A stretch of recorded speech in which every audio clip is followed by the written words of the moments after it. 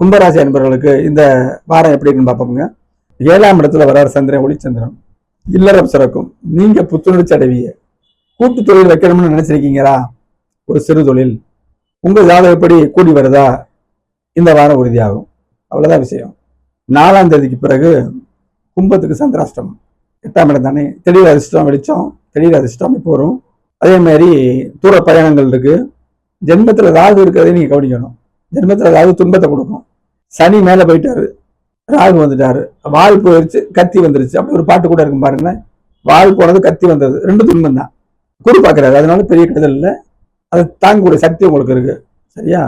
இப்ப 8ஆம் இடத்துல சந்திராஷ்டமம் ஒரு 2 நாளைக்கு இருக்குங்க. முக்கியமான முடிவுகளை தவிருங்க. தவிர்க்க முடியாத முடிவுகள் வரும்ல. ஒரு அதிர்ஷ்ட வாய்ப்பு, ரொம்ப நாளா நமக்கு உதவி செய்யறேன்னு பாராமுகமா இருந்தாரு, நம்ம கேட்டுக்கிட்டே இருந்தோம், அவர் வரவே இல்லை, இப்ப வந்திருக்காரு, விடக்கூடாது. அந்த நேரத்துல ஜோதிடம் வழிகாட்டும். எப்படின்னா, கோரைன்னு ஒண்ணு இருக்குல்ல, நல்ல கோரை, குரு, சுக்கிரன், வளர்பிறை சந்திரன், புதன், இந்த கோரையில நம்ம செயல்பட அதை முடிவு எடுத்துக்கிட்டு விரிவான அமைப்புகள், ஒரு கையெழுத்து போடுறது, ஒரு பிக்ஸ் பண்றதை 2 நாள் செஞ்சுக்கிறோம்னு சொல்லணும். நம்மளுடைய மனசை வச்சு நம்ம ஜெயிச்சுக்கலாம். ஜோதிடம் தான் சொல்லுது. பாசிட்டிவ் எனர்ஜி கொடுக்குறதுன்னு ஜோதிடம். அப்போ 8ஆம் இடத்து சந்திரன் 9ல வருவார், கடைசி வார கடைசியில. 9ல வரும் பொழுது நீங்க அந்த தடைப்பட்டது போறான்.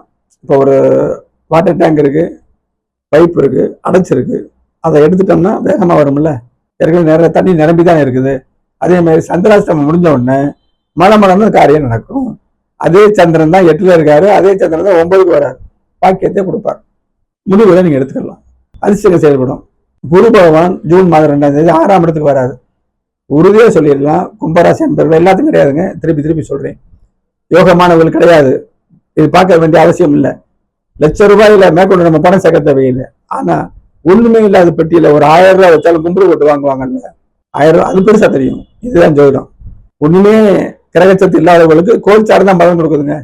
கும்பராசிக்கு 6ஆம் இடத்துல உச்ச குரு வருவாரு. வேலையே இல்லை, தொழிலே இல்லையா, நிச்சயம் உங்களுக்கு ஜூன்ல இருந்து மிகச்சிறப்பாக இருக்கும். இந்த வாரம் நல்லா இருக்குங்க.